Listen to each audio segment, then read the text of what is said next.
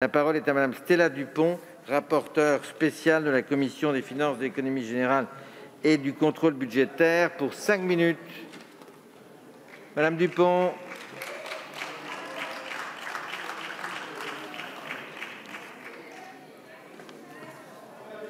Madame Dupont vous attend, hein.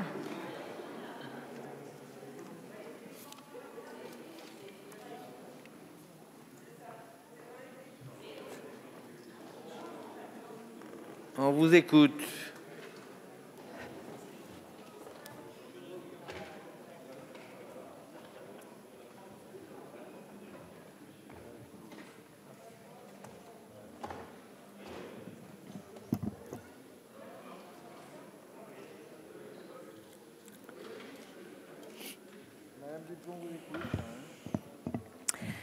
Merci, Monsieur le Président.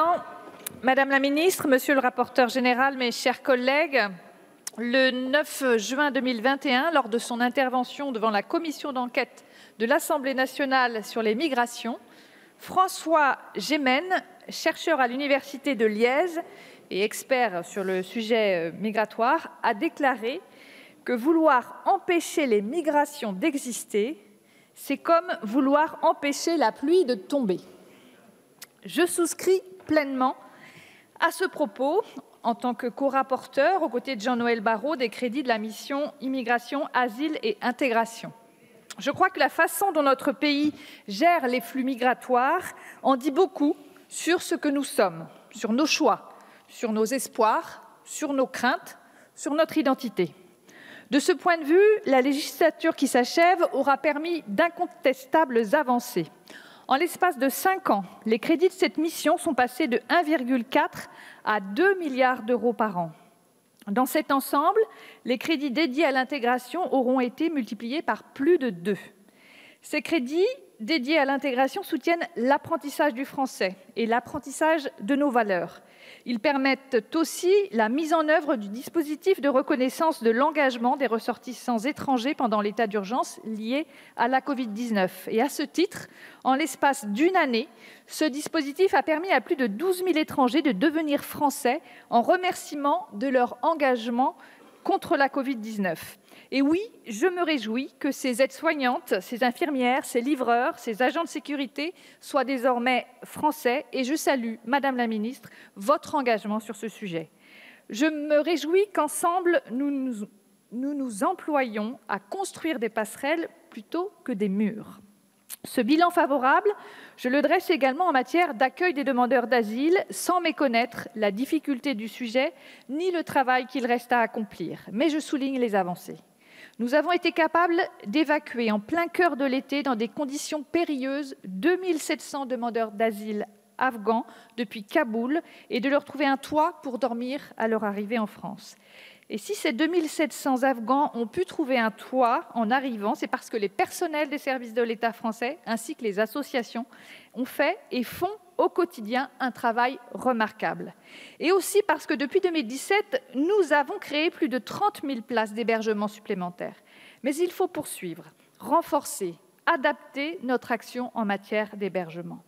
Au sujet de l'instruction de la demande d'asile par l'Office français de protection des réfugiés et apatrides, l'OFPRA, là encore, regardons le chemin parcouru. Notre majorité a décidé d'accroître son budget de 50% depuis 2017, une hausse de 30 millions d'euros, et nous avons également décidé de recruter 200 personnels supplémentaires, soit 1003 équivalents temps plein exactement aujourd'hui. La crise sanitaire a impacté naturellement l'activité de cet office et les durées d'instruction méritent d'être réduites. Mais c'est l'objectif fixé, il devrait se concrétiser en 2022 avec une réduction significative de cette durée d'instruction. Depuis 2017, nous avons également donné un nouvel élan à l'éloignement aidé des étrangers en situation irrégulière, qui est une solution plus humaine, moins onéreuse et plus efficace que les éloignements forcés. D'un point de vue strictement financier, nous avons œuvré pour que les crédits de l'allocation pour demandeurs d'asile soient alignés sur les besoins. Le niveau de la prévision budgétaire nous semble sincère cette année. Ce bilan positif doit nous amener à persévérer, car des difficultés demeurent, des carences existent, je le sais, Le parcours du combattant, du demandeur d'asile ou du candidat à l'immigration par le travail est une réalité très concrète pour les personnes étrangères concernées, mais aussi pour les bénévoles et les professionnels qui les accompagnent. Ces difficultés concernent au premier chef l'hébergement des demandeurs d'asile. En dépit des progrès accomplis, des campements existent toujours. La situation sanitaire dans la région de Calais et sur le littoral nord est également très préoccupante. Par ailleurs, je suis interpellée au quotidien par des difficultés inextricables d'accès des étrangers aux préfectures.